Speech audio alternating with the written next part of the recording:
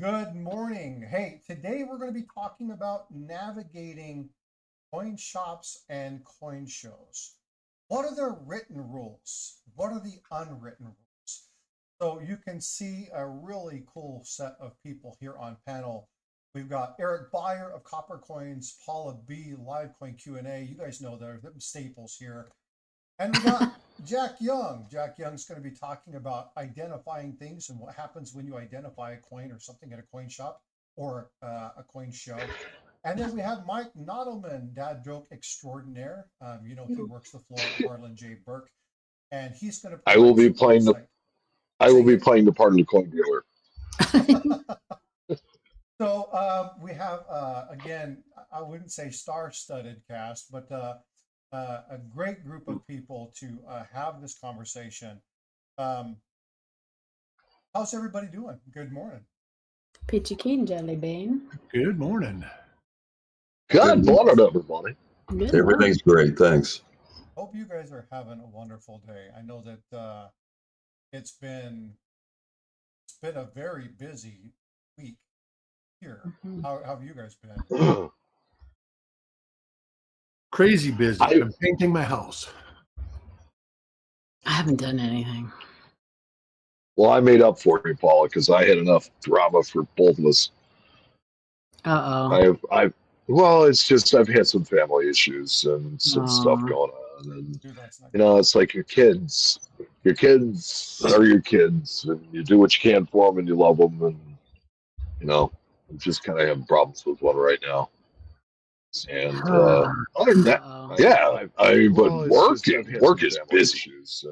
I mean, it's unbelievable that we are several thousand ounces long silver right now. Wow. So we really don't want to buy anymore because we got a lot of it. Yeah. Darn. And yet on Friday, I managed to buy 4 kilobars from a guy, which is it's 125 ounces. You really don't need that. Mm-hmm. I do. Yes, I do. But I managed to sell it all the same day. So, nice. Therein lies the real. Yeah. Pardon me. I've kind of had a hectic That's my job. week and a half. Bring it in and move it. Good. What you been doing, Jack? Well, I've had kind of a hectic week and a half. I've had some family medical issues that I've been dealing with. In fact, I had a family member at Ohio State over the last couple of days for some testing and some things, and it's actually the reason I missed the last coin show I was scheduled to go to, and I missed a little ceremony there that I really wish I hadn't. Your little award. Well represented by. Well, it's not a little award. I know. It's a 5-inch medal. It's beautiful and well deserved. Anyhow, I'm back on the mend, and hopefully things are going to go forward. Glad to be here this morning. Well, glad Jack, to hear. We did miss you there. Did you get that medal yet? Oh yeah, absolutely. Well, you should that's show got it. She terrified me. She sent it by the USPS. So did you get the cash award too? I can only say that because I work for the USPS. But yes. Oh yeah, I did. And I thought there were too many zeros in it. Okay. Wait a minute. There was a cash I was just award? checking. Yeah, a lot of zeros in the cash award, Paula. Just zeros? Not in the other numbers. Yes, just zeros. All zeros. Yeah. Were those zeros before or after the decimal point? Yeah. Both. Well, hey, today we're going to be talking about etiquette, coin show etiquette, the way that you should address and present yourself. So the first thing that I kind of want to get into, I want to just really dig into this. And hey, folks in chat, I appreciate you all being here. Thank you so much. We've got a lot of conversation to have today, so I'm going to be monitoring chat, but I'm going to turn it over to these folks. So the first thing I want to do is pre-coin show, pre-setup at a coin shop. What should you do? What kind of things should you prepare for? What kind of things should you take? What kind of things shouldn't you take? And let's go and just have that kind of conversation real quick. Are we talking from a dealer standpoint or from a buyer standpoint? Not from a dealer standpoint. This is, again, dealers pretty much know how to act at a coin show. I'm talking about somebody who's going to be going, Cranky. whether it's your first show or whether you are going there to look for varieties and errors, whether you're trying to cherry pick, just some of the things that you should be prepared for, some of the things that you should be looking for. So for instance, right, if I was going to go to a coin shop, one of the first things that I would do is put the loop in my pocket, right? Make sure that I had my loop. I wouldn't necessarily, if I was going to a coin shop, I wouldn't necessarily take my ping tester. I'm not going to take a Sigma. I'm not going to be taking, you know what I mean? Yeah, they probably have stuff. And most coin shops have that. Yeah. Yeah.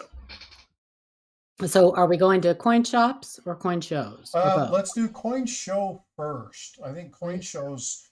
Bring cash. It seems, well, yeah, definitely. But it seems like there's more question about coin shows than there are coin shops. So let's talk about coin shows first. Can I start? Absolutely. Please. Okay, so I pretty much only attend large coin shows now because I have to compete with time slots with other members where I work for vacation. So I kind of move it around family issues, and I move it around very large coin shows. So I was planning to go again, excuse me, planning to go to the Great American Coin Show, and I missed it, but I went to the ANA. I went to Central States, and I'm going to go to November. We're going to go to the Indy Show. But one of the first things I do is I get as much information about the show as I can. You can actually go in online, and you can see who all the dealers are going to be. You can actually get a list of the bourse, and you can actually get the agenda thing, the little menu thing they have for it. You can normally download that online as well. And I go to coin shows primarily for personal interactions. That's actually the first thing I do. So I'm actually looking for particular people, and I'm looking for particular things. And so I scope that all out. I actually lay out a plan. Maybe that's the engineer in me, but I go through and identify who I want to see, where they're going to be. And all of that is in an effort to kind of minimize any wasted time, both for them and for me. And so I lay that plan out, have that ready. Of course, I take a loop. I may take some magazine articles and some things to show. And I also will normally take some sample coins, because the other reason I go to shows is to look for counterfeits. And the third reason I go is I actually have a date set of early large coppers I'm working on that are all countermarked. So that's kind of an eclectic group of coins. And so I'll be looking for those as well. So, and as Paula said, I will definitely make sure I've got a couple checks and some cash in case I find something that I like. So that's pretty much the prep I make. Make sure that I got, the hotel arrangements, and I know how to get in and get out, and then just plan my day as far as where I'm going to go and how I'm going to proceed, from really dealer to dealer and friend to friend. Can I piggyback off of that? Fire away. So especially if you're new, and you've never been to a show, my suggestion would be to not start with a big show. Try to see if there's any smaller local shows in your area.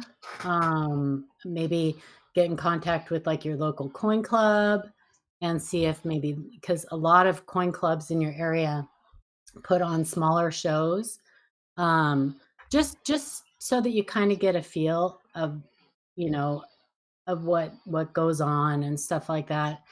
And like Jack said, with the loop and getting like a list of dealers and stuff like that, kind of have a game plan also of what you want to buy. Maybe make a list of coins that you need if you're putting together a book, or varieties that you want to try to cherry pick, things like that. Do some homework ahead of time, and because you can bring like printed material and stuff like that with you. That's my number one. Do the research about the things you're going to go look at before you go. Right? Have a really good idea of what you're looking for. Not to say you can't just go there and look around, but if you're going there for something specific, know about the coin, know the information you're looking for, know what to look for. We'll get into some kind of respect factors here in just a minute, but I want to address something that was put into chat, and I'm going to open this up to the panel, let the panel ask. What about firearms? Can you carry your holster at a coin show? Absolutely not. Nope. That's It would depend on local law, but to be dealers. honest with you, yeah, we don't allow it. Yeah. Yeah, the biggest sign you'll see, like at the fun show, there's a huge sign right up front, no firearms. Yeah. So, folks, let me know real quick. Let me know if the echo has gone away. I know I just got a text saying there was some echo. So, okay. Oh, I didn't even hear it.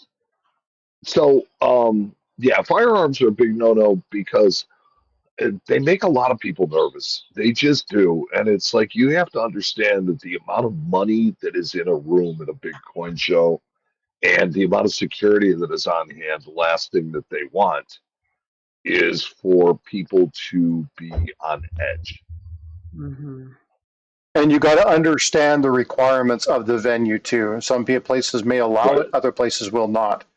So be very familiar with the venue. Well. Yep. So make sure you're tracking that. Was what I originally said was, you know, it really depends on local law. In Illinois, which is what I can speak to, almost all businesses ban bringing a gun in. And that's what's going on here in Florida. It became legal to open carry like 3 days ago. In almost every store I've went through, there's a big sign on the front door, no firearms. So you can't. Yeah, they don't have to let you if it's a private thing. People have been taking it pretty good. Yeah. So okay, so I have a question. There is a fairly well-known YouTube dealer in Florida, and he's one of my first impressions. Yeah, he's got a sidearm. Yeah, I know exactly. It's like I would never go into that shop. I've been into it, and he's a nice guy. He's from New York, and I think from there. I don't know. I think he's from like the streets of New York, so I don't know. Maybe it makes him feel better, but yeah, he is packing all the time. I think there's a lot of coin dealers at shows that pack. He was not packing at the last 2 shows I seen him at. They did not let him bring his gun into the shows. That's what I hear. Which is good. Nobody's ever accused me of that. Yeah. Sorry. And most of the time you go into his store, you actually don't see him. You see his son-in-law. Yeah. Look, if you're working in a coin shop alone, I can understand where you might have the want for a weapon, right? I can't tell you that you know weapons are a bad idea because I subscribe to the fact that they are a good idea. But they're not in every situation. And the thing that I've tried to impress on my kids is that introducing a firearm to any situation, it exponentially raises the chances of somebody getting shot. So, right. And you also, I just try to avoid that situation. If you're willing to hold it and carry it and pull it out, you better be willing to use it because it's not right. And I just don't want to be in that place. I don't want to be in a place where that's an option. Me neither. I agree. All right, so let's go ahead and get back to preparing for a coin show. It was just a good question, so I wanted to address it. So thanks me for putting that in there. I'll tell you this. This is something that is universal to me from shop to show. The person standing on the table that knows the person standing on the side of the table that knows the most usually wins.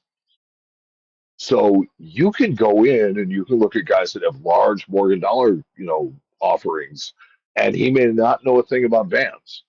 And you start looking through his thing, and next thing you know, you're cherry picking VAMs from him. You're making money. He's actually happy he's selling his coins. That's right. Everybody wins. Most dealers actually don't care about varieties and all that stuff. They just want to sell their products. Yeah, I don't. I will tell you from my standpoint, I don't care if you found a valuable variety. I'm happy for you. Yeah. because my price is the price that I'm going to make money at. Yeah. And then it's like, maybe I'll learn something for next time. You can teach me. Yeah. Well, I think personally, if I cherry pick a dealer, that dealer is not going to know about it. Some of them ask. I am going to say thank you, pay the asking price, even though that's a controversial topic too. Some people think you should still be able to haggle with someone even if you cherry pick them. And I suppose maybe it depends on the cherry pick and the value of the cherry pick. But okay, so I want to, and I'm going to leave. I want to address the haggling issue because it's important. Well, hold on. You guys are getting way I was ahead going to say real quick. There's a question in the or a comment in the chat from Azure Blue that says, Mike, you're in Chicago and should know how much crime is in our cities, in large cities like yours in Chicago. Okay, Azure, I like you as a person, I really do. And so please take this as I mean it. It's like a lot of people misunderstand cities and how safe they are. When you start looking at crime rates and statistics, it's like the number of people, the sheer number of people, the millions of people that live there make the occurrence not anywhere near as common. And it tends to happen in specific areas where, we know we have crime. It happens, but you don't go wandering into Englewood, and you don't go wandering into the West Side. It just doesn't happen. And there's a lot of cops. I work in the financial district in Chicago. I will tell you that there are beat cops. There are, and alarms and things like that. I have never gotten a slow response from the police when I've called them. So, it's like, I think, particularly now, the political situation that we have is playing on people's fear and telling people that places are dangerous when they may not necessarily be anywhere near as dangerous as you think. Hmm.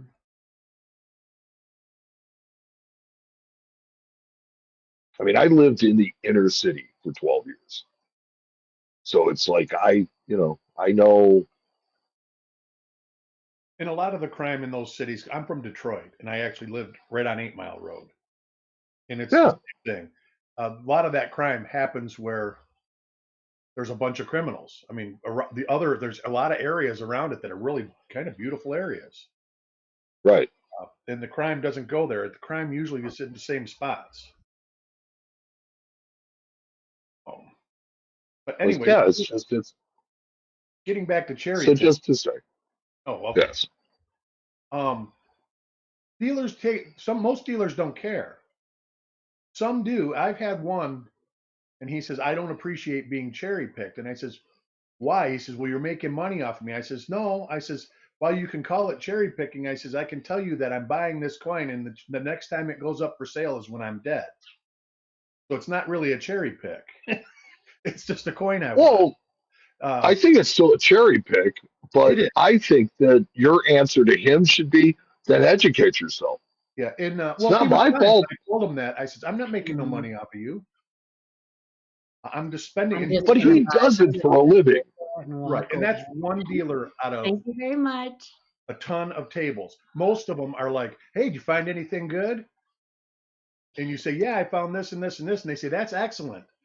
Come back next show. I'll have a whole brand new inventory. Yep. When there's a lot of dealers, wholesale dealers out there. Every show you go to, they don't have one coin from the show before, and they've got like tons and tons of coins. A lot of it depends on the volume that they pull in and how fast they process it and what they can do with it. Yep. So most dealers don't care.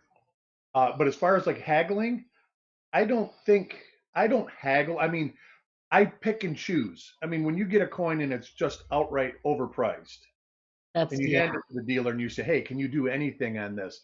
And they look at it and you see their eyebrows goes up because they know that it's grossly overpriced. Then they do some. Most of the time, just pay the money. Okay, well, let me address that because I have a very, very specific rule when it comes to that. My price is marked on the coin. Right. So if you ask me, can you do any better? That to me is, you're asking me to bid against myself. I have no idea how much you want off. I have no idea how realistic you're being. The better thing to do would be to say, hey, would you take, X for it?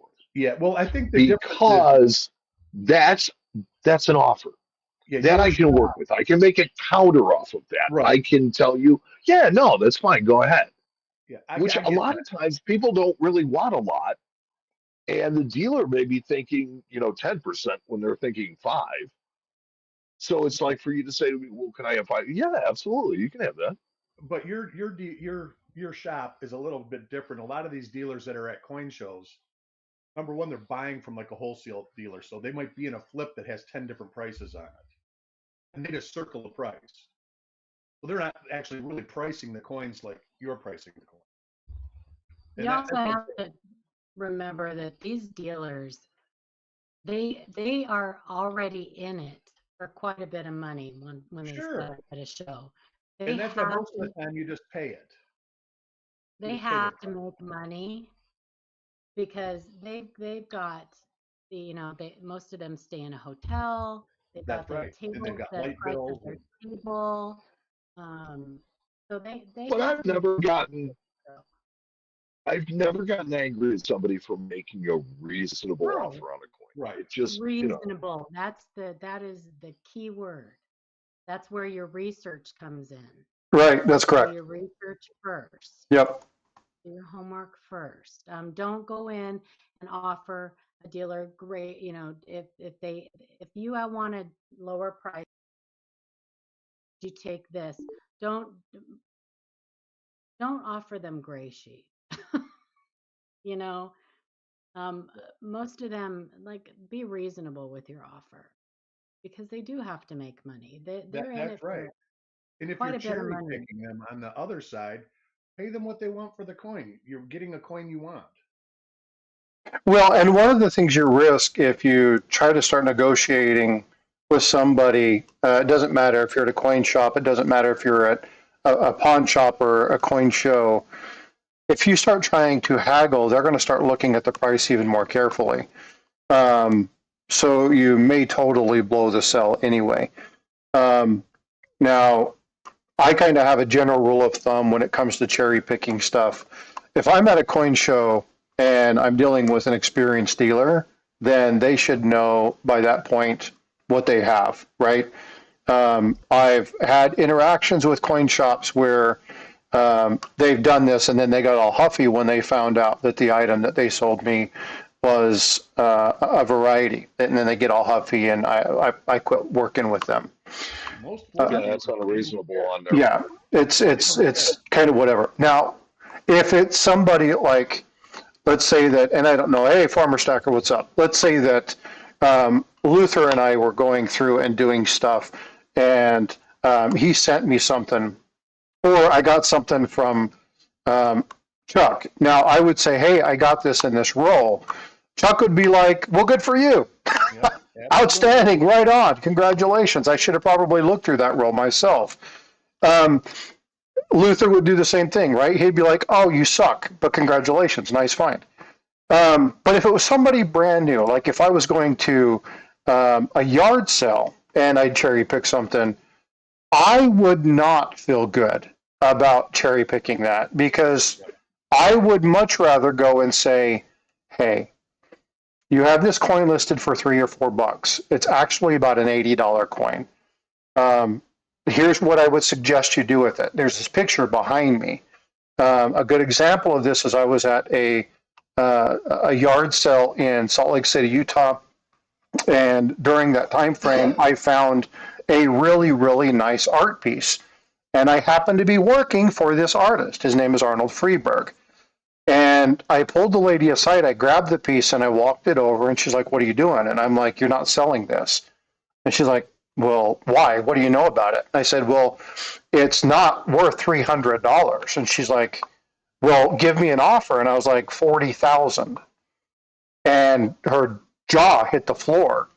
And I said, I can steal this from you, but I work with the artist. There's problems with the painting. It needs to be taken back to the artist.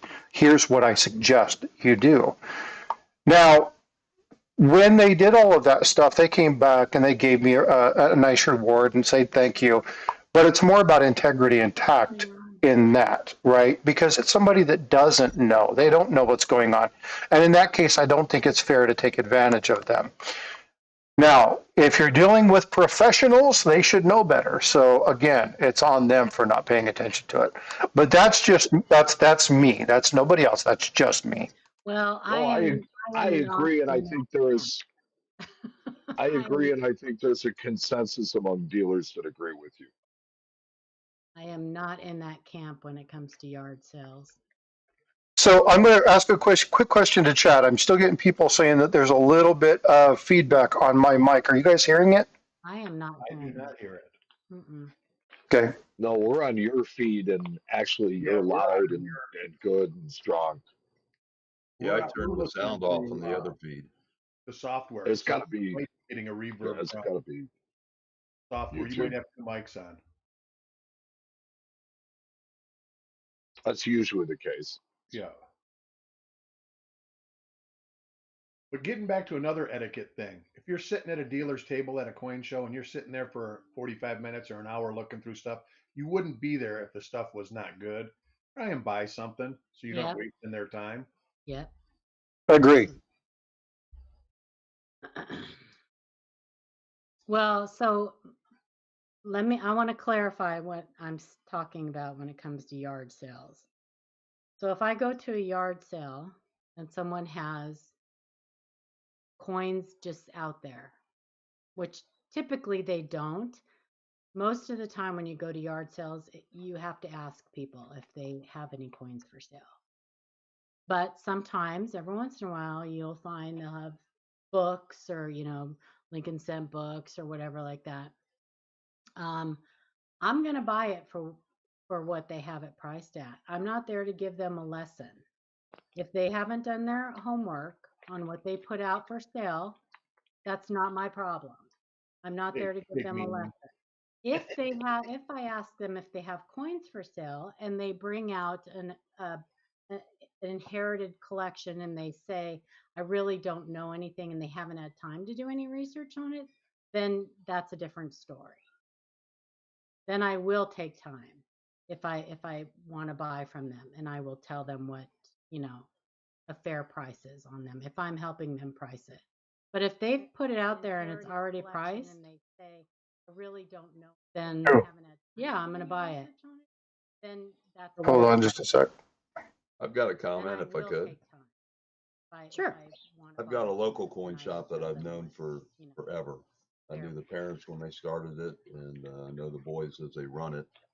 And I go there probably about once a month, and I do a coin show and tell with counterfeit coins. And I go and I wait till I see there's some time. They always greet me, and then they'll actually pull all their guys up to go over what I've got. And then the other side of that is they will always take the ones I'm really interested in and take them back and scan them and give me a readout as far as the metal content, which is always helpful when you're trying to verify counterfeits. But they also have, coins. They sell bullion and they sell commemoratives, but they sell copper coins and they have a whole selection of coins, and they have some very knowledgeable people there. And I was looking and I saw a 1794 large cent that they had undergraded, and they'd undergraded it because they didn't understand the really the die state of that coin and how that coin should look. And so I felt, because I know them, I explained it to them, and I told them it was underpriced and it was undergraded, and they appreciated that and still sold it to me for that price. But I just felt really under that circumstance that I should explain it to them and tell them, and it was worth quite a bit more. I sent it in and got it slabbed, and it was graded way too low by their standards. And good on that dealer that they took the education as the extra payment. Yes, I would agree with that. But again, we're friends, so there was no way I was going to just snag that coin and then profit from it and not tell them. I think every circumstance is different. Every circumstance is different. So Well, I think dealers are all different, and let's face it, a lot of them have egos. Yeah. I am here to tell you there's some No. egos in my business. Say it ain't so. Yeah, exactly. No, So, it's one of those things where I allow people to just be themselves. It's like, who am I? I work behind a big counter. That's the only difference between me and most of the other people.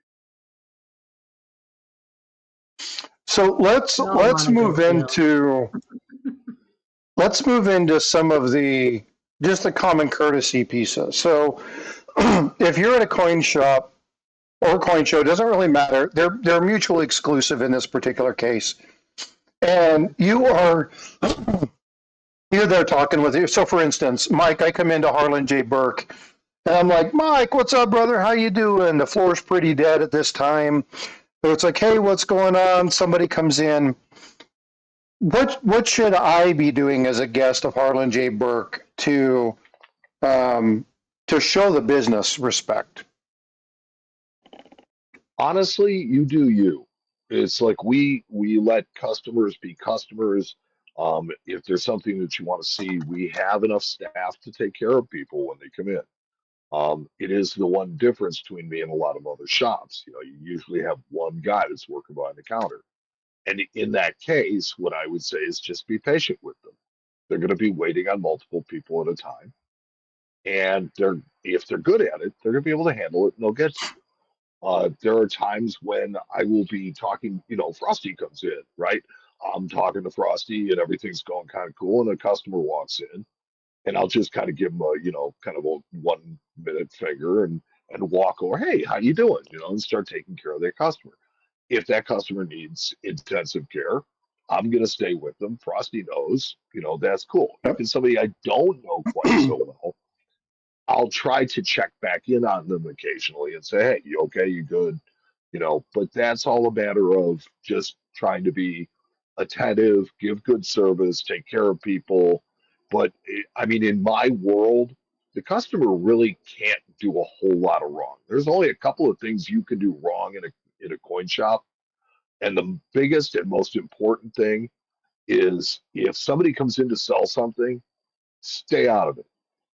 Just keep your nose on the other side of that because it's a business deal. And um, we pay a lot of money for rent and we have a reputation. That's why these people have brought the coins there. They didn't come for your opinion, they came for ours. So I think that's really the only thing that I can say that you can really do that's just way over the line. Eric, we're gonna go through, and I'm going to ask each individual you the same question. So, unfortunately, Eric goes first. What is the one absolutely I will not do for you? What is that one thing that you absolutely will not do because you think it's just absolutely wrong to do in a coin shop? Interrupt when there's somebody like if the dealer's talking to somebody else. I won't interrupt them and say, "Hey, do you have this?" I'll just stand and wait until they can take care of me. And that's just good manners. Yeah, like Mike said, most just... coin dealers have more than one person there, but sometimes they don't. That goes to a show too. If some guy's like showing stuff out of the case and this and that, if they've got little boxes sitting there, pull up a chair and start looking until they're done. They'll appreciate it, and they might be in the middle of something big. You never know what they're doing. So don't interrupt them. That's my number one thing is I don't interrupt people. Paula, what about you? What's your number one?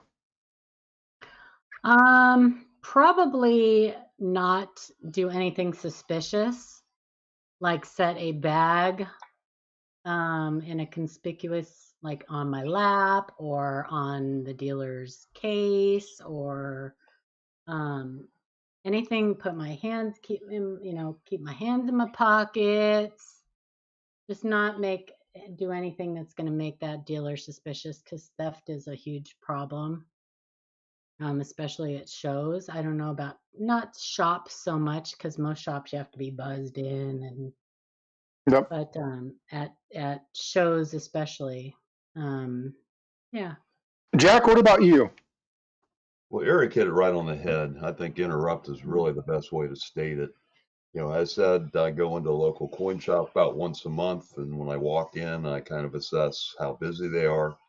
I just greet the first person there that I see, and then I just wait until they have an opportunity to come out. And they do. It's kind of a common thing for me now to bring coins and let them see them, but they're there to make money, and I understand that. So I do as little as I can to interrupt their normal business. I do the same thing at shows. And when I'm going through, I say the number one thing I'm looking for really is personal interaction. I'm looking to see people I haven't seen for a while.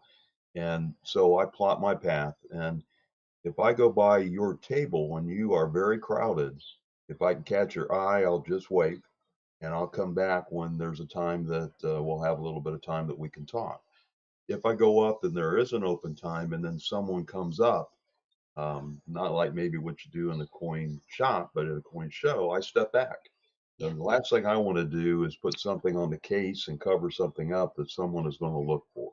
Because That's a again, good call. Yep. the dealers are there to make money. They're there to buy and to sell. And so I'm going to do as little as I can to interrupt that. So I may go back and forth. It may take 3 trips to see a particular dealer I want to see, waiting for the crowd to be down and there'll be a point that we can actually talk. I've had dealers come out of their case and walk down to an empty case so we could sit down and talk because they had other people at their table that could deal with the business. But I just do not want to get in the way. And, I don't look for a lot to buy. And of course, when I'm looking for counterfeits, that normally makes people nervous. So, that's another really conversation there. Yeah. So, I think if Jack Young walks to my table at a coin shop, I'm nervous. It's kind of like the Grim Reaper walking around. You really don't.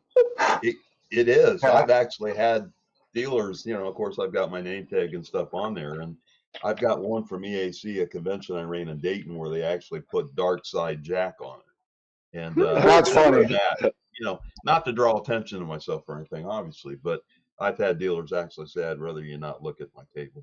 That's fine. I'll just walk away. Yeah, so Coach's Magic, that's a great way to get yourself kicked out of a show. Yeah, so I was just about to read that comment. So before I go to Mike, don't transact with other customers. And I did put in chat that I would read his comment.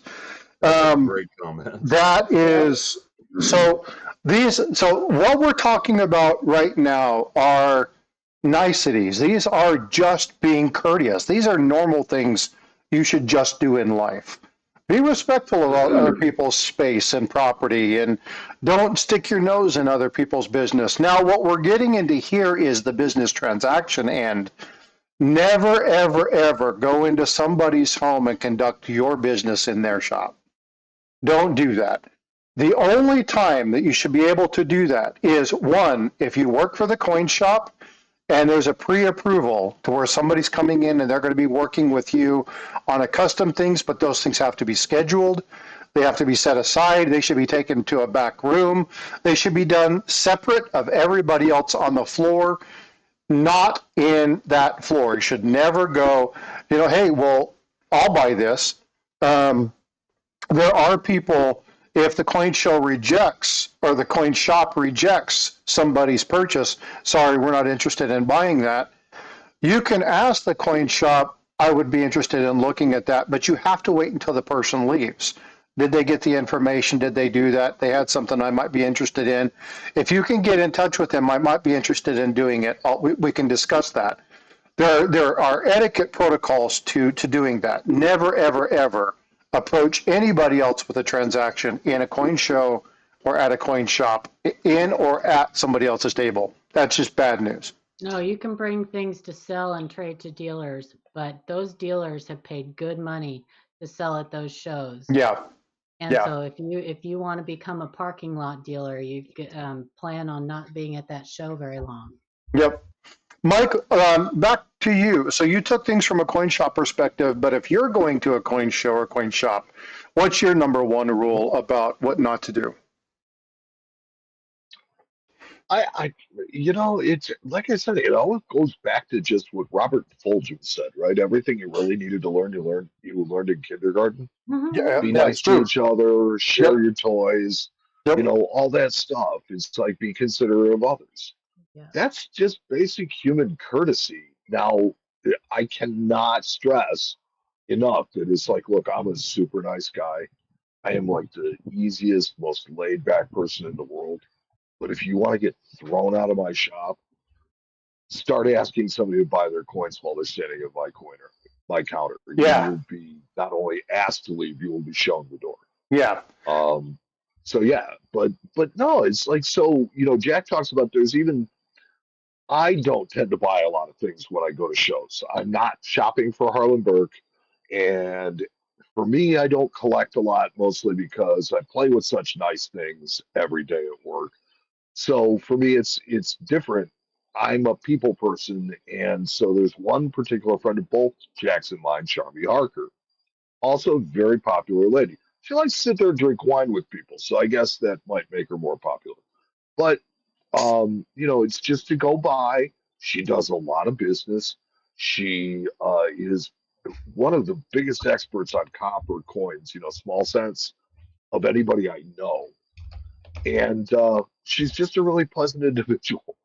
And so, you always want to go by, and she'll stop, she'll give me a hug, but it's like when she's doing business, yeah, Sharpie. And it's like, and it's like, I'll just kind of walk by, and when I see she's busy, I just keep on walking. I'll come back some other time. The penny lady. I bought my 55 double die from her.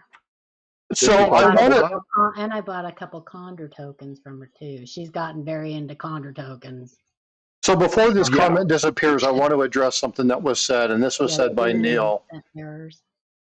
Neil said that my LCS gave me the money for a 10-ounce bar when I sold them a 5-ounce bar. I didn't look at the cash before I left the store, and when I noticed it in my car, I turned my car around and went back to the LCS and basically gave the money back. Now, that is integrity, and I'm going to tell you, showing integrity to a coin shop or a coin shop owner or somebody at a coin show is a really good way of establishing really good rapport. Yes. And it's just the right thing to do. But the right thing to do sometimes can't necessarily be whatever. But again, I hear all the birdies in the background. I know, I love that. I'm sorry. No, it's great. No worries. Sorry, I love hearing it. I know exactly where you're at right now. I'm sitting on my front porch. Yeah. I was like, what is this? Oh, it's birdies. But yeah, so integrity matters, right? And you guys, I talk about this all the time. This is one of the premises on my channel. Integrity first. It's a core value in the military, and it's a core value in the military for a reason. Do the right thing even when nobody's there. You want a really good relationship with a coin shop or somebody.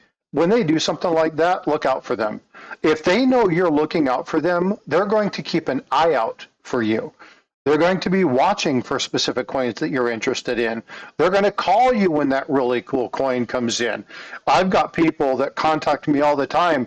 Frosty, I got a really cool Navy coin in. Hey, Frosty, I got this really cool coin that came in. It was from the 1976 sailing exposition that was there. They had a series of coins. I just had a set come in.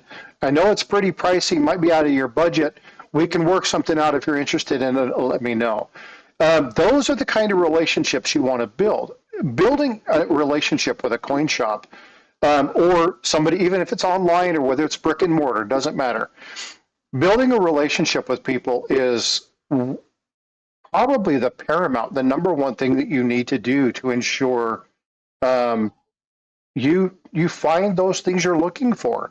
I know Eric in the other chat said that he was going from coin place to coin place trying to assess how much his stuff was worth.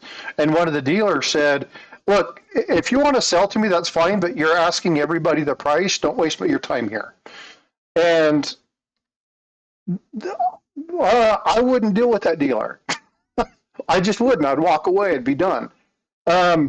Because again, you have to be respectful of their time. But if all you're doing is saying, how much is this worth? How much is this worth? How much is this worth? How much is this worth? Buy something from them, right? Show them the time. If you're going to take their time, give them a little bit of respect and buy something back. But I wanted to address that comment from Neil because, again, integrity first. Integrity matters. And you'll be amazed at where it can get you in this hobby. Go ahead. Can I answer Luther's Luther up in chat said, what about a bidding war with other people purchasing something? You're not going to encounter that.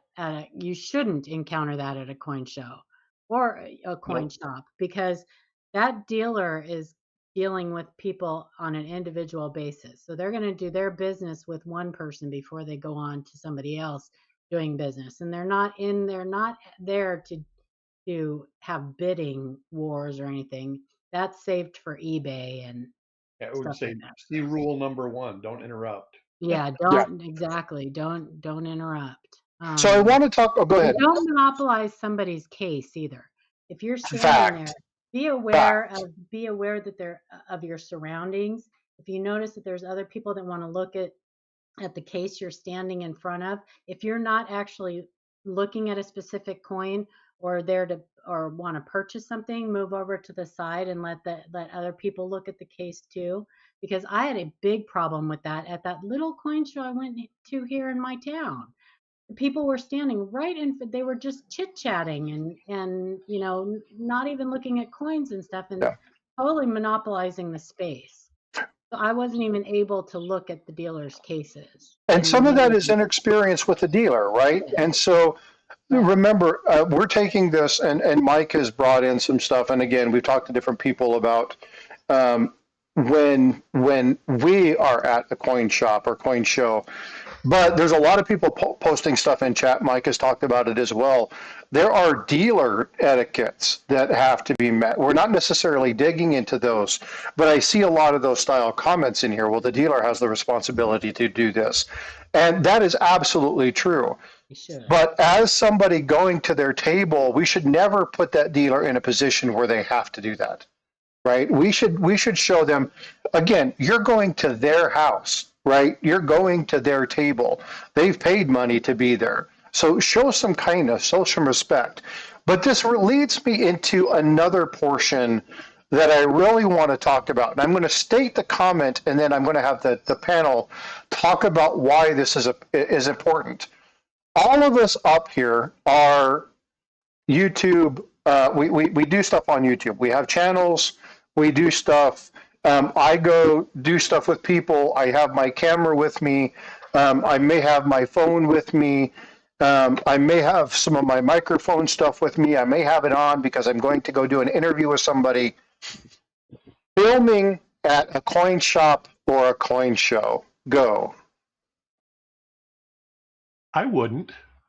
Not unless they said, hey, you want to film it? You want to film something here at the coin shop? Or you go in there and say, hey, can I film you? Yeah. I was going to say, it can get you thrown out of either place without permission. Yep. Yep. When I was looking for I do a lot of filming. Say that again, Jack. I'm sorry, I was waiting for Mike. No, go ahead. Oh, the one time that I found the counterfeit, and I'll talk about that one, and I've talked about it a number of times, but I actually asked the dealer if I could take some images of it. And I wanted good images of it because I wanted to step aside and look at his images and compare it to my coin and compare it to the ads that I had on my phone from an article. And he said yes. If he'd have said no, obviously I wouldn't have done it. But I asked permission first. I didn't just start clicking. Yeah, and it's really important. So again, here's another one. And I don't know if you guys know this. People are pretty particular about their money. Mm-hmm. I don't want to be doing a transaction of gold and have somebody standing over me like this, knowing what I've transacted, knowing how much money was being exchanged. Don't record other people's transactions unless you get explicit permissions. If you're going to, go ahead. I was going to say, let me offer it from the standpoint of somebody who does, because I both do it and I allow it. We have, Tita Silverstacker come into our shop all the time, and he records, and we make sure that we get certain angles. We're not capturing transactions. We're actually not even capturing customers because people just want to keep their business private. So it's very angle conscious, and it's very it's very intensive as far as looking at what we're shooting, where we're shooting it, and what shows up in frame. At a show, I also do that. The Baltimore show asks me and Matt to come and they have us come out every year for the show and we do publicity for it. That's a little bit different. You're being invited. Right. We That's have different. carte blanche to walk around and do whatever we want. However, we have the integrity to understand that not everybody wants to be on film and not everybody wants to be on camera. So it depends on what you're doing. If you're doing people filing in and out, okay, now you can kind of do that and not really worry about it. But anytime you catch anybody inside the show, you really need to know that you have their permission to do it. Well, a lot of shows also will post whether there's filming allowed or filming not allowed or filming being done, or they'll warn people ahead of time. Because like Mike said, a lot of people just they don't want it. Maybe you've got somebody who doesn't want their spouse knowing they're there, you know what I mean? Or something. And a lot of dealers don't want their inventory filmed. Because there is a lot of theft that goes on. People actually will follow dealers out of the coin show and follow them in their cars. And so there's a lot of stuff that goes on. There was a deal in Orlando, I want to say 3 or 4 years ago, where they were putting those eye tags on the dealers' cars. Mm-hmm. And they followed them to a hotel and all that other stuff. And the air tag things. Yeah, air tags. Yep. That's what they are. Mm-hmm. So there is something that you can do. And again, if you have an Apple device, it's easy to do. This is a security thing that I learned from a friend of mine. And it's something that's really important. When you go to a coin shop or a coin show, if you're going to somewhere, turn your Bluetooth off. You can have your internet on if you want to. I recommend never connecting to a public domain unless you absolutely know that it's secure, because you don't know that somebody hasn't set up a domain that is meant to steal your information. Okay, it happens all the time. I can give you great examples of it if you want to. All the time. But what needs to happen is turn them off. However, if you're a dealer or if you're a coin shop owner, Steve LaPointe just dropped $5 super chat. Salute you, Frosty, my enemy. What's up, brother? How you doing? Thank you so much. Steve is my favorite hated guest. Nice. That is a long-standing joke. Him and Red Silver. Red Silver says, "Screw you! I bought my own membership since nobody ever gifted me one." There's kind of running things there. So I appreciate you, Steve. Thank you so much. But I'm going to give you a tip. When you go to a coin shop, and it doesn't matter if you're a dealer or if you're whatever, turn your Bluetooth on, put it in discovery mode, and walk around your car. If there's an AirTag and you have an Apple device, it will detect the Bluetooth items in your area, and it'll tell you that they're there. If you suspect that there is an egg tag on your car, do not leave the area. Go back in, talk to security, and have them help you find it. They will look at cameras, try to get identification information to see if somebody has placed it. There are security measures in place. Again, you want to protect yourself.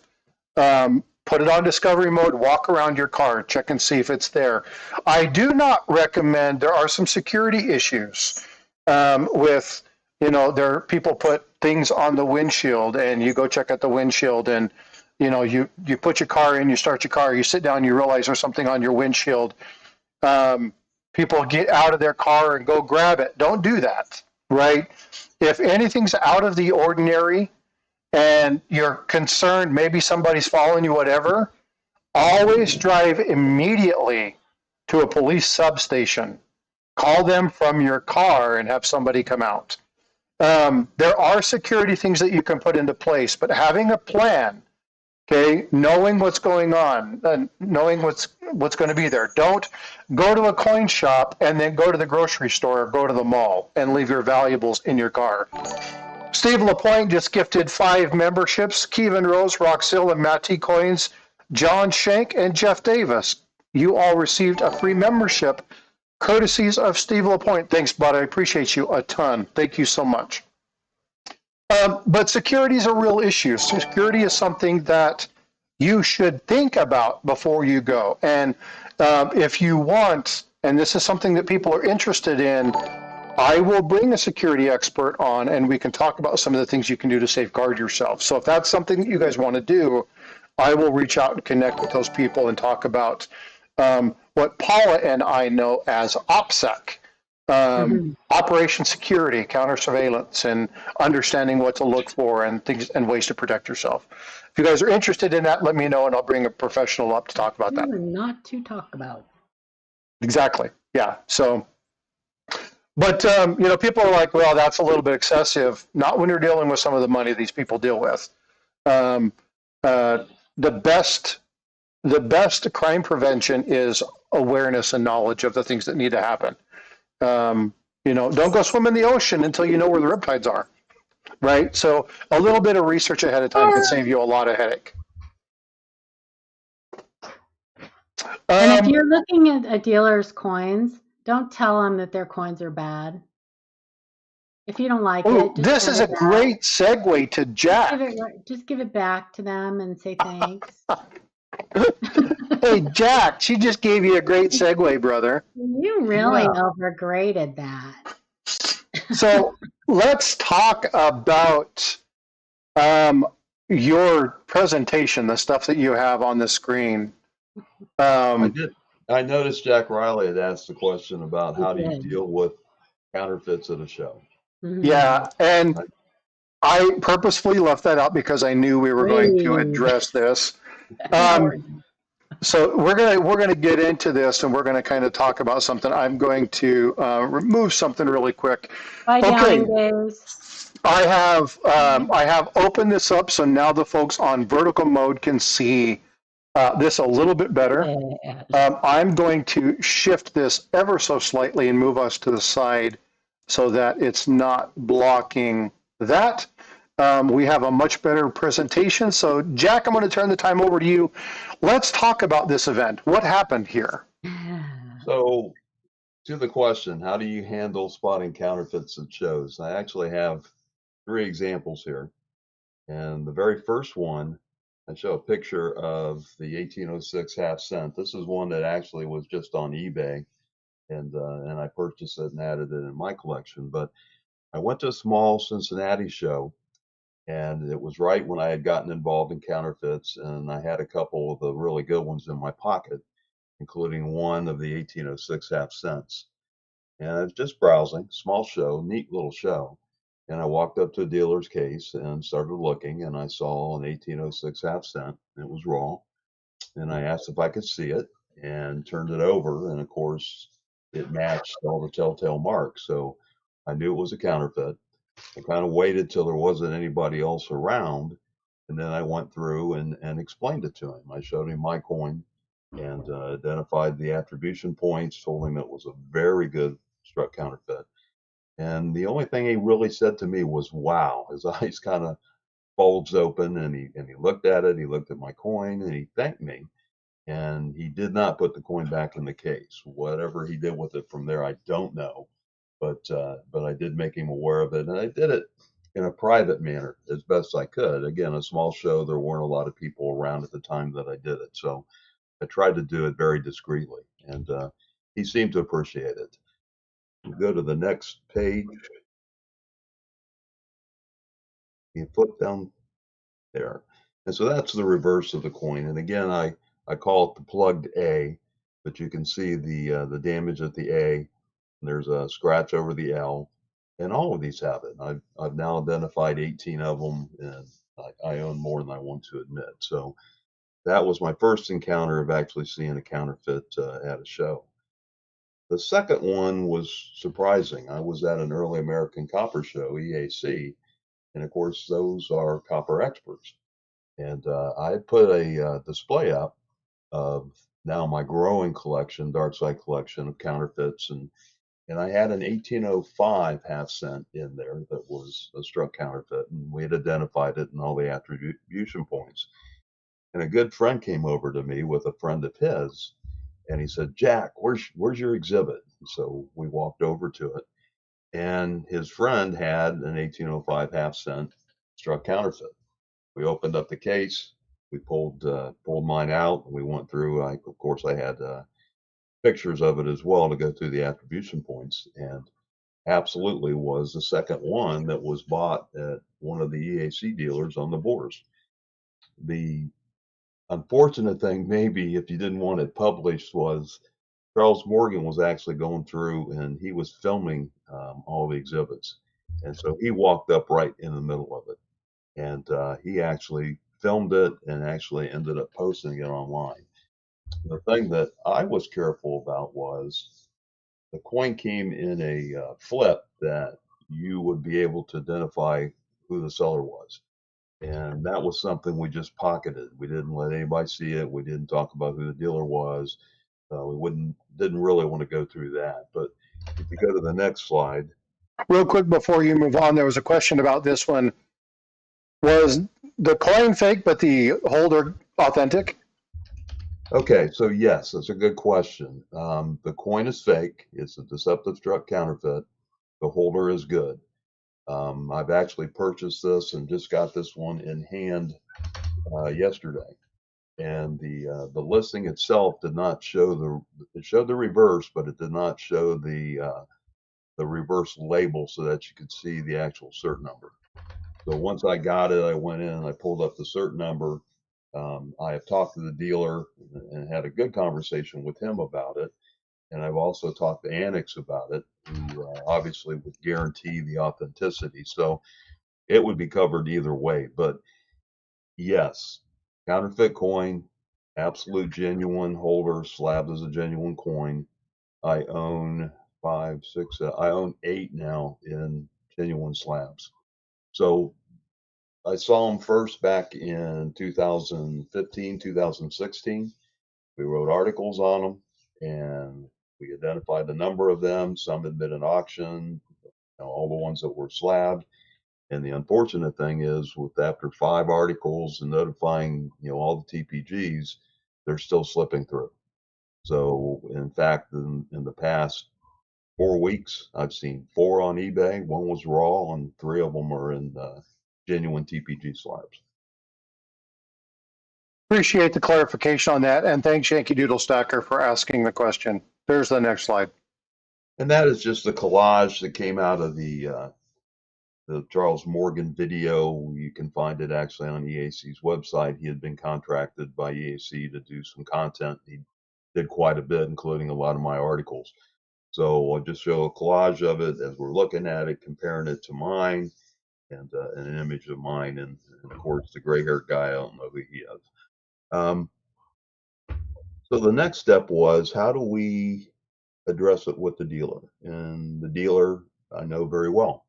So the 2 of us walked up, the customer and myself, waited till there was nobody around, and then very quietly described the issue, brought both coins and the attribution points, and explained it to the dealer. The dealer then immediately gave the customer his money back. So he was good with that, and asked me to stand aside, and then basically gifted it to the exhibit, and drew up some paperwork, and I actually ended up putting it in the exhibit. So I had 2 of them then in that exhibit. And that exhibit won the award that year for the best exhibit. So that was kind of cool as well.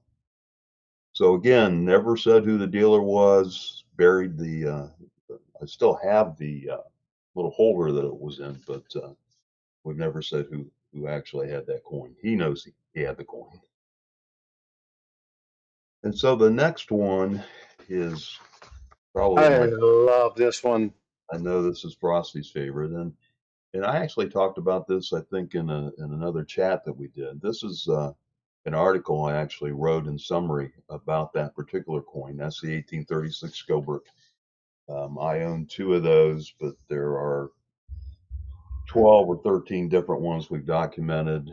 Most of them actually are we talked about it too, Jack. Yes, we did. And most of these are in TPG holders, unfortunately. Two of them went through a very major auction house.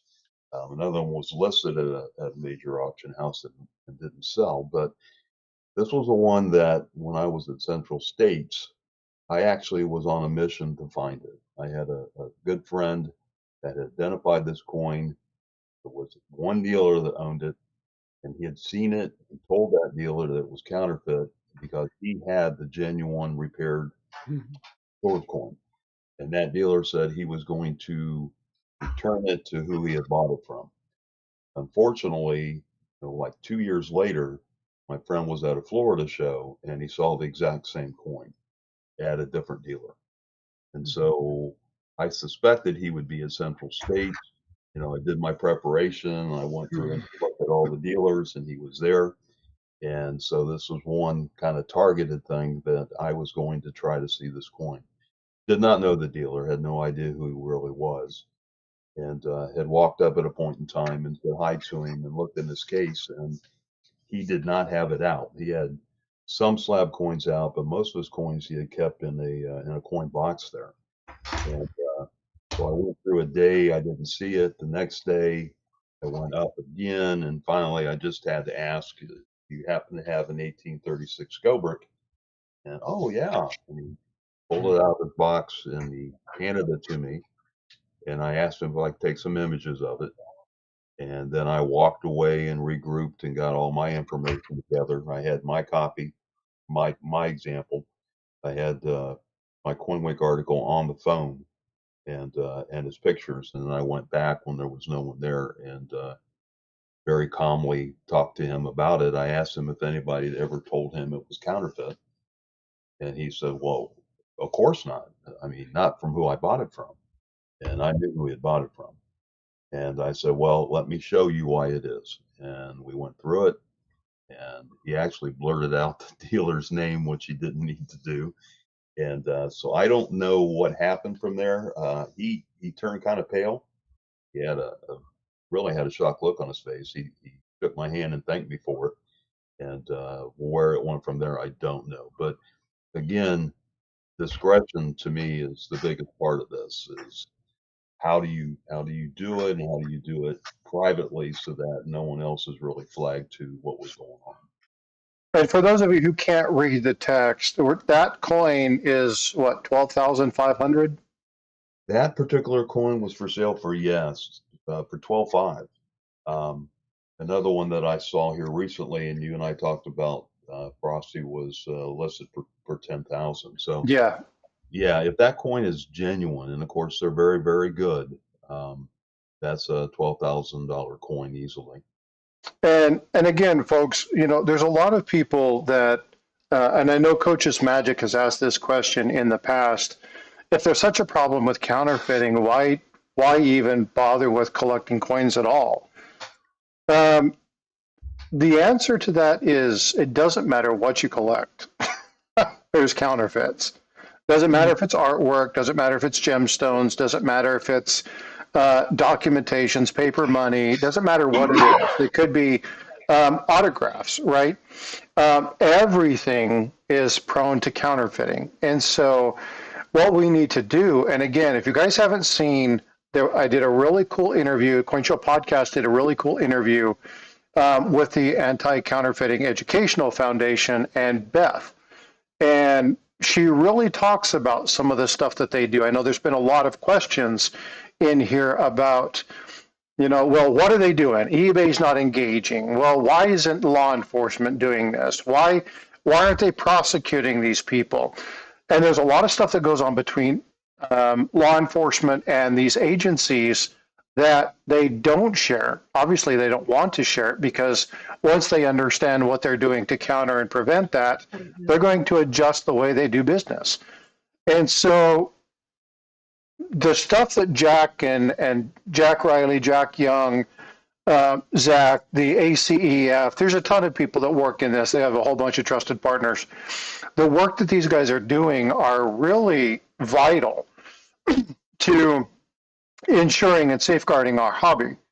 And it's important that we understand that we're not we're not looking at some of these counterfeit coins like the ASCs that stick to the magnet. These are high quality fakes. And again, we're talking about some massive money. And I know Mike can talk about this. I just got a photo. I can't remember who I got it from, about a gold bar that they opened up. And when they tested it, Sigma tested correct. The weight was right, but the bar was too thick for that weight. And so they talked to the person. They did a kind of a cut of a little bit of the corner. And when they did that, they found out that the inside of that bar was tungsten. Tungsten. And a very common thing, right? And tungsten, the way that it looks and weighs and the specific gravity of it is, it's bad news. And so it's right next to each other on the periodic table. Mm-hmm. So, errors in math on a specific gravity test can yield a positive result. So you've got to be very careful, and the counterfeiters are good with this. And so people like the ACEF, go to acefonline.org. Like I said, a great list. I've talked with them a number of times. I share them out as much as I can. Reaching out to some of their contacts. Beth is getting me in touch with some other people, really trying to expand the information channel from them on my channel to make sure that we give that information to you. But it's important to understand kind of what's going on here and looking at this particular coin. One reason I love it is because my favorite designer is Christian Gobrecht. But the other one is that these are coin dealers who really understand that, and it fools them. The very first coin that he showed fooled the TPG, right? And so these are things, and Jack, for those of you who weren't tracking, we were talking at the earlier part of this, that he won an award. Well, he actually won an award a lot with Matt Dinger for their work in anti-counterfeiting and their education and what they do to safeguard the hobby. No. And despite that, they're successful. You met Matt, right? That's right. Yeah. But again, so Jack, I say this to you a lot, and I appreciate you coming on panel and sharing some of your work. But what you do really has helped the hobby dramatically. So one, I appreciate you being on my stream. I appreciate being your friend. But Jack has provided a lot of insight. I got to thank Paula for introducing me to Jack. But Jack's provided. I don't share him with just anybody. Yeah, Jack's provided lots of information and given me really good insight as to some of the things to look for. And I'm going to tell you, if you're not part of Facebook, I don't blame you. But if you're on Facebook, go check out Fun with Fakes. It is something that you see coins up there all the time, and you'll laugh because some of these are like, oh my gosh, really? And then you'll look at other ones that are like, what's wrong with that? Like, seriously, what's wrong with that? I can't find it. And some great discussion. So go check out Fun with Fakes. Can I answer a question that was up in chat? Nope. Okay. I'm just kidding. Anyway. Go ahead. So Sean Leslie asked, quick question for some of the experts. Do you ever notice counterfeits from our YouTube auctions? And if so, do you let the sellers know? I have, and I do. And actually, Jack Young, he actually got involved in one particular one not too long ago, where both of us left comments on a particular video. Now the seller quickly backpedaled and made all kinds of claims, but he had every intention on selling those coins.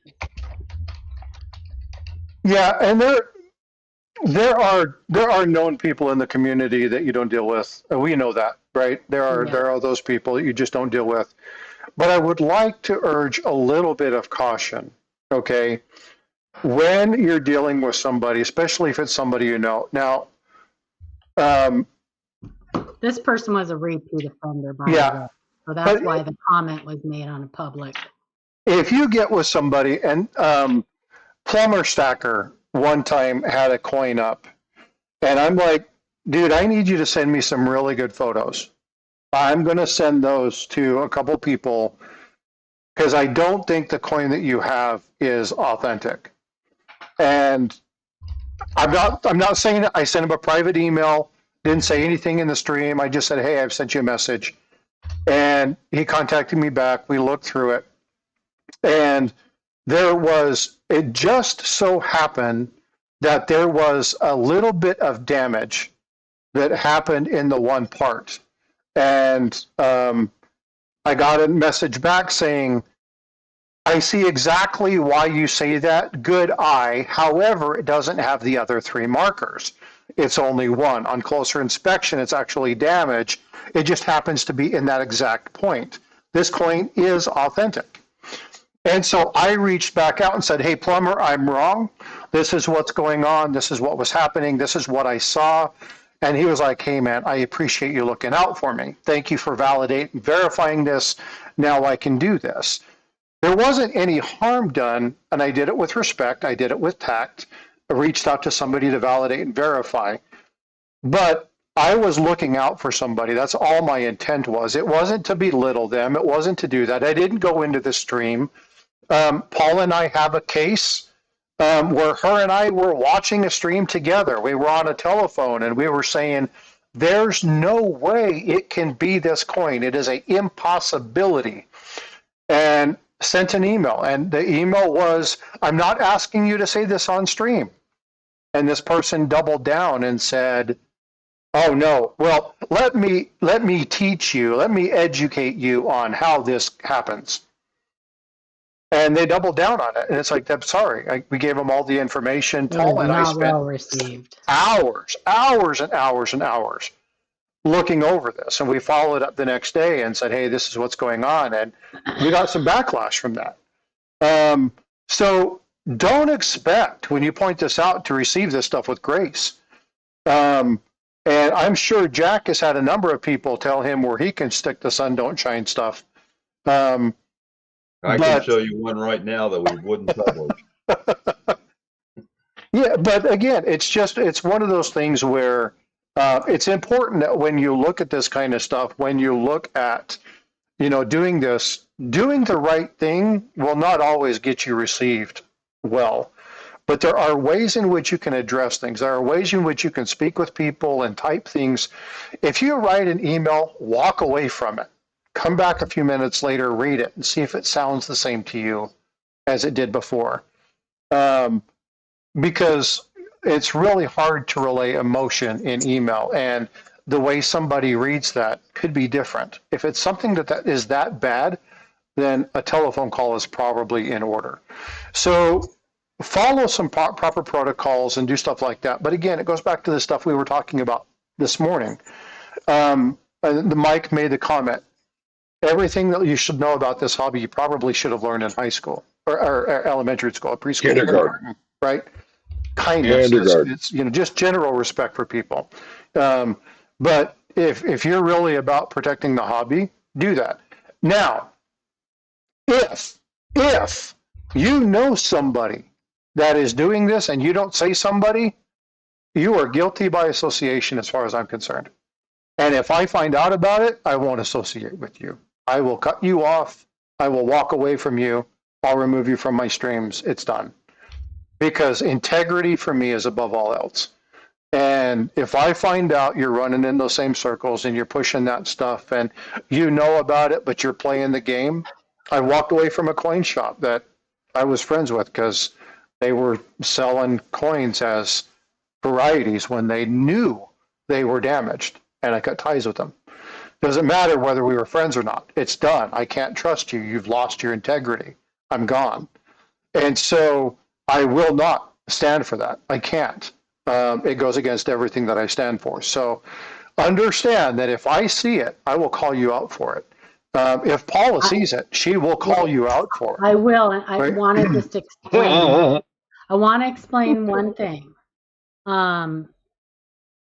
People are saying, if you know who this is, let us know, tell the masses. I'm going to tell you why I won't do that. because I have done that in the past and it has come back to bite me, because people on YouTube in certain communities and certain cliques get very defensive of other people, and they will defend certain people to the death. And so if I tell you a name of somebody, and this person is somebody that a lot of people like and a lot of people respect, and I tell you that they have done something that is not particularly honest, it is likely to come back and bite me. So I will not do that anymore. So Matt T, if I see you going to buy something and I know that you are buying something that is counterfeit, I may very well email you or message you privately and warn you of that. But I will not publicly call someone out, because people, like I said, they can be very cruel, and when they are defending their friends. Matt T, I don't think you should expose yourself. I don't think that's what we mean by that. Oh, hello. Speak for yourself. Yeah, you do you. Yeah, but I want to make a comment to vote for Pedro's comment about, let's see, what was it? Some people can never admit they're wrong. Right. Well, it's a matter of saying I don't know. I always question people that never say I don't know. Mm-hmm. And as a matter of fact, we used to always make fun of my brother, because my brother was one of these guys who could best be described as often wrong, but never in doubt. We all know somebody like that. It's like they're often wrong, never in doubt. Yep. And I learned from that, it's like humility is the best way to go. It's, if you don't know, say, I don't know. Maybe you'll learn something. Azure Blue and I had a really fun conversation yesterday. He introduced me to somebody. There's a person we're going to be interviewing. Looking forward to this, on certain things you can do if you're selling or if you're going to be buying on eBay. It's going to be a really good discussion. But him and I were having a conversation, and one thing that Azure has said in that particular line is like, you're not going to impress me with your knowledge. So why lie to me? Because the moment I find out you've lied to me, I'm going to discount everything else that's said. Right. And so he's had to end friendships with people because of that kind of stuff. And again, folks, I have way more respect, and I make mistakes all the time. I have no problem hiding it. Paula has called me and said, hey, that video, wrong president. Oh, hey, that's not this one, it's that one. And what do, Paula? Every time. Don't do that. Baloney. You got me on adjustment marks. So, but I removed the video. She did. She got me on adjustment marks. I know. Did I remove the video? No, I didn't remove the video. I just let it sit. But I made a comment in it saying that you made a retraction. You absolutely made a correction, and you made a public correction. You did. But what I do, own it. What I do is I take the video down, I re-record it with the correct information, then I repost it. Sometimes if it's something that a lot of people have commented on, it's like, hey, I had to make a mistake. I don't mind doing that because I want people to understand that I'm fallible, and everybody's fallible, and I want people to understand it's okay. This is why I'm very clear about the disintegration or the distinction between misinformation and disinformation. Misinformation is not purposeful. Misinformation is one of those things where you think you understand, and I always go back to incuse, doubling, right? That's one of those items that it took me for a while. Not obtuse, incuse. Obtuse. Or you're obtuse about understanding incuse. Well, no, absolutely not. But it was one of those, when I understood it, I went back and I said, hey, here's this video and here's why I was wrong. And I redid the entire scope of that video. And why is that? because when people look at that and they're like, oh, he put something out, it was wrong, he went back and corrected it, that carries way more weight than to just go, yeah, I was wrong, I realized it, just don't worry about that video. No, I don't want that up there. I want to let people know that, including magazines like Periscope. Oh, yeah. So you want? Well, we'll talk about that one. That's the whole Richmond dime. Richmond dime. And so for those of you who are watching it the other day, I'm like the touchstone on this one. It's like I know Mike was so flabbergasted. Real quick, before you guys send me that. Before you get to that, Sean Leslie said in the construction world, we always say you're not an idiot for not knowing how to do something. You're an idiot for acting like you do. Fact. Right. I like that. That's fact. I like that. Mm-hmm. Yeah. So we're not gonna go over the Richmond dime right now. We're already at that. We're already at that time frame. But it is something that I want to talk about. Me has been dropping in Livecoin QA, Copper Coins, Jack Young, Coin Show podcast. So please go sub up to these folks. Again, there's a lot of information that's out here. Yeah, forget Ancient Coin podcast. Nobody wants to watch that. Yeah, except for the 350,000 people who are subscribed. So I want to share something with you really quick. I've put together some of these things for you. These are just little checklists that I've put together. A couple of things, right, to surmise what we've talked about today. Get a list of the coins you're going to look for. Take your cash, have different bills depending upon it. Take a loop, right? The loop should go everywhere you want. And if you're going to be doing research or asking questions and stuff, take a notepad. Number one, good habit. And this is my most important one. Set a budget, right? Be careful. Know how much you can spend. Don't take more than you can. It's really easy to get attracted to the shiny silver stuff, but be careful. Walk around, search multiple tables before you buy. You might find the same thing for a better price, or you might find something you really want, but you didn't buy it at the first one, and then wait patiently. All of these are going to be available. The golden rule of handling, let me shift this because you can't see the bottom. Always ask to handle the coins, never just reach out and grab something off of somebody's table or display. Always hold it properly, and if you can, maintain it over the surface. One other thing that's not included on here is when you're sitting at somebody's display case, keep the coin visible, never disappear, never move that away, never put your hands over it, never do that. There's sleight of hand. It's a good way of causing issue. A couple other things that are here, negotiation do's and don'ts. I hate it when it does that. Okay, you can ask for the best price, but don't be lowballing them. Be respectful, but don't argue with them about the grades. We talked about all of these things. And then the last one is going to be just your general path to a fun and good purchase. Be kind. State what you're looking for. Look at the coins. Examine them. Don't be beating them with ping detectors, and don't be asking, oh, is this fake? Is this fake? Is this fake? Is this fake? Don't do that. Inspect it. Know what you're looking for. And then when you go to do the transactions, be respectful about it. Be kind. And if you're going to cherry pick and stuff like that, buy something from the dealer. So these are just little pieces that I've made for you. They're going to be listed in the content on my community page. I'll have those there. They're just quick little references for you to look at. So Eric, Paula, Jack, Mike, and for everybody in chat, thank you so much for coming up here. I think it's an important topic. Neil. It has absolutely nothing to do with a specific collection or anything like that. Nope. Yep. Nope. Yeah, no, that's not what that's about. It doesn't even really have to do with Richmond. It's just not. 1973 dime. So we'll talk about this. This is, and again, I had chat argue with me when I dropped this the first time. So we have the magazine, we have the article. It's extremely asinine. Don't try to find any information on it. You will.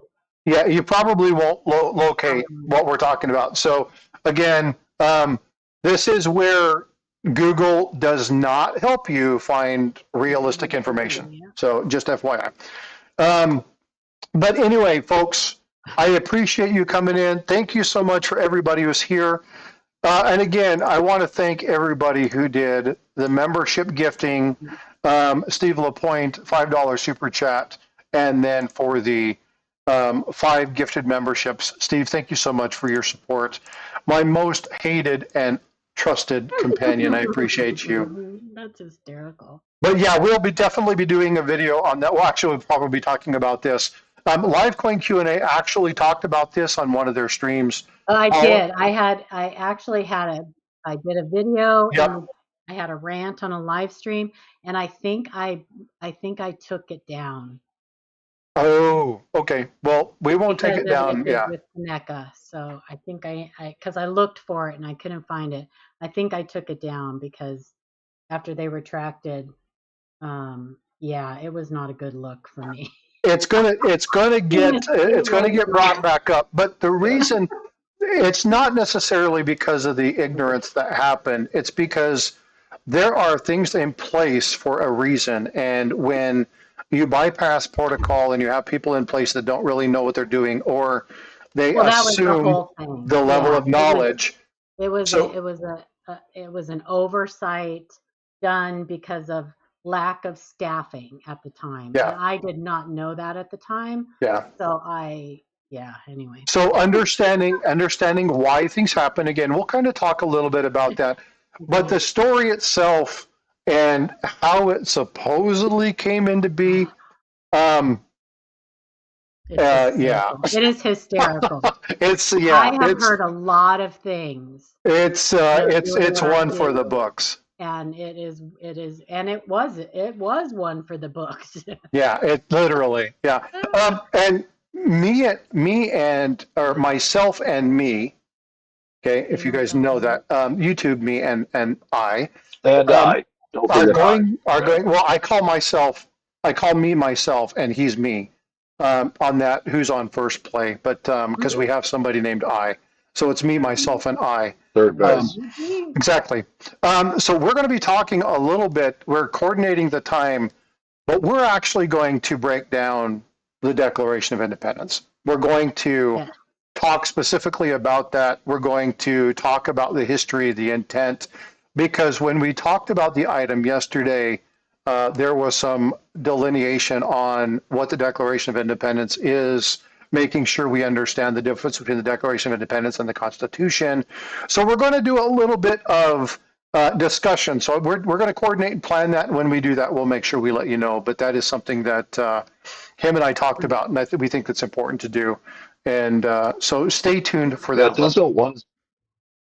Doesn't one start with when in the course of human events it becomes necessary for one people to, and then the other one start with we the people? It does indeed.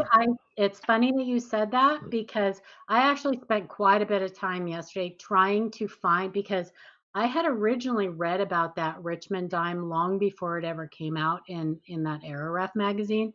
That's why when it came out, I was so shocked, because I had actually read the guy actually posted to several like coin community forums and stuff like that. And it is nowhere to be found anymore. It literally has disappeared from the internet. You know what they did? This is an assessment. They went to like Google and said, we have made a major faux pas. We want you to scrub all instances of this. Yeah, it is there is one thing gone. On the Just Ask. Yeah. Like there's a Just Ask forum, and he went on one thing and asked a question about it, and if the person would be willing to look at it or something. But that's it. There's like no reply, nothing else about it. So, and there used to be a ton because for years this guy was peddling this thing. Yeah. And so there was a lot of information on the internet about it. And this is why when he said this, I said this in the stream the other day when we were talking about this, Google is only as good as the information it thinks it knows. And in this case, it won't do you any good. It'll actually mislead you, take you down the wrong path. And again, the reason that I know this story so well is because, one, Paul and I on a chat read the discussion together, read the article, talked about it. She talked about it live on Q&A, did the video, and then you sent the thing to This Yahoo. I sent the magazine. So Good yeah, joke. well, he had heard about it when I did my rant, and he was like, Yes. "You have to send me that magazine Yeah. because like it's unbelievable." Because I didn't I'm really framing it and putting it on the wall. Yeah, I didn't Yeah. really read the entire it's so long. It was like 4 pages long, this guy's weird, bizarre explanation. But yeah, it's so I don't know if you got my message, Mike, but I said, "Can you take a picture of that article and I send me?"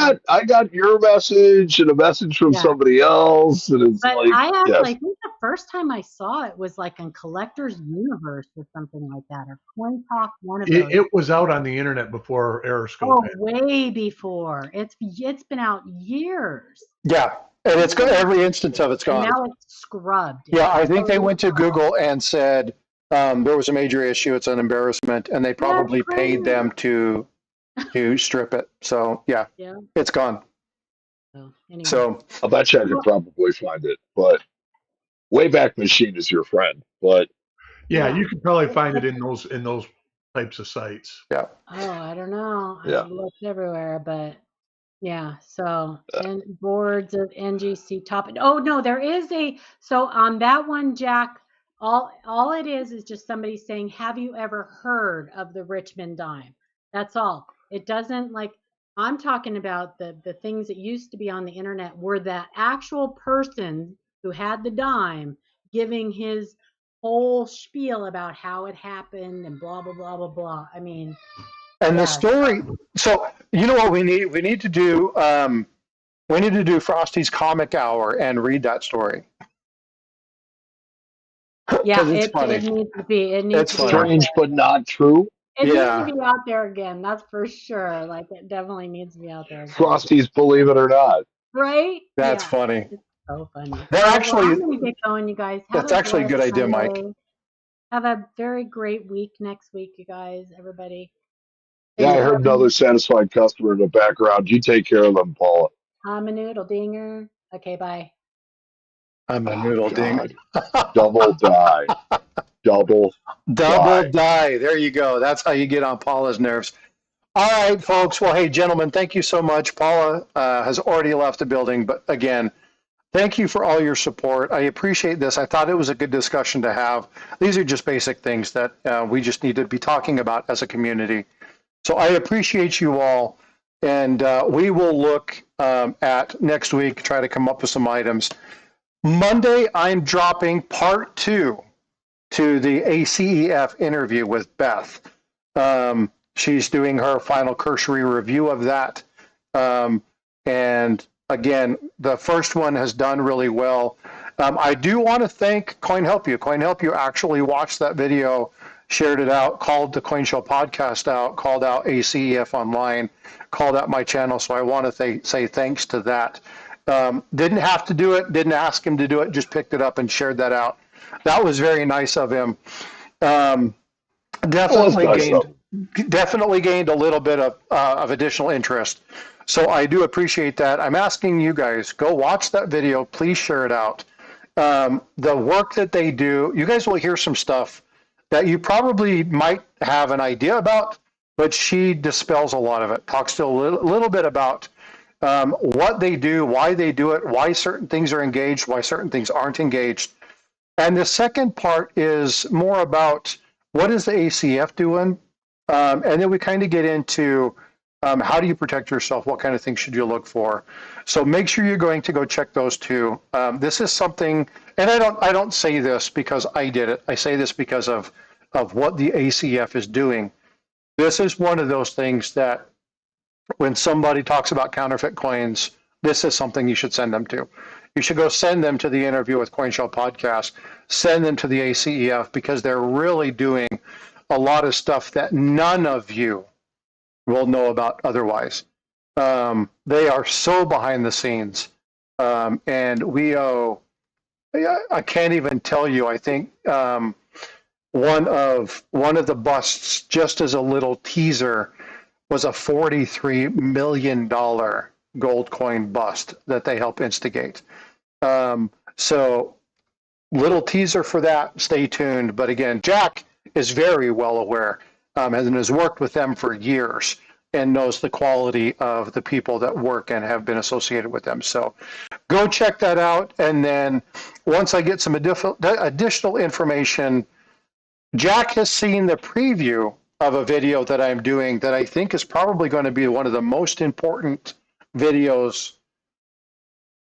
Jack, would I be overreaching if I said it's probably the most important video if you ship coins to watch? Yeah, it's absolutely outstanding. I told you if I wasn't a subscriber, I would be as a result of that video.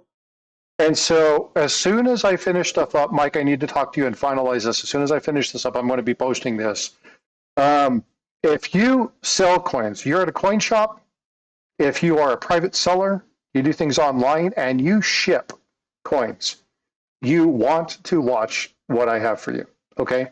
I will talk to you about some strategies, things to look for, and how this thing has really kind of screwed how we deal with things in the hobby. And so go check that out. I'll drop that. I'll be paying more attention to it, but I'm waiting for one piece of information to come through on a follow-up to make sure that I can do that before I can state it. So, all right, folks. Shreky Lou, what's up? Good to see you. Thank you so much for being here. Absolutely.